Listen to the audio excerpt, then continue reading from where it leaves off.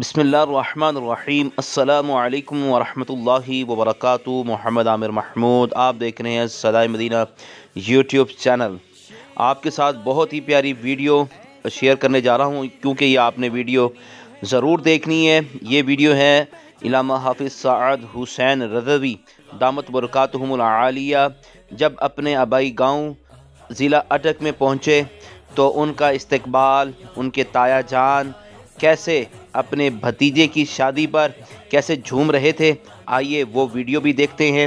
और अगर आपने सदाए मदीना यूट्यूब को सब्सक्राइब नहीं किया तो सब्सक्राइब कर लीजिए और बेल के बटन को लाजमी पुश कीजिए ताकि तहरीक लब्बैक की अपडेट आप तक मिलती रहें।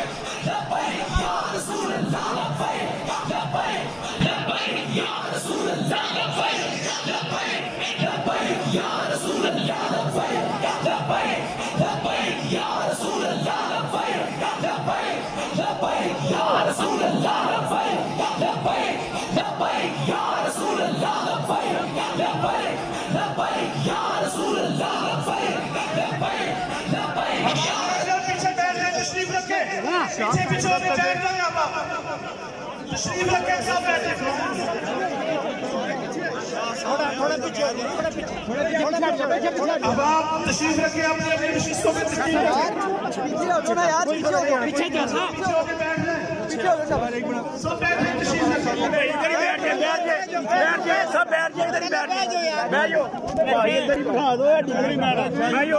जितने जगह तमाम अहबाब तशरीफ रखें।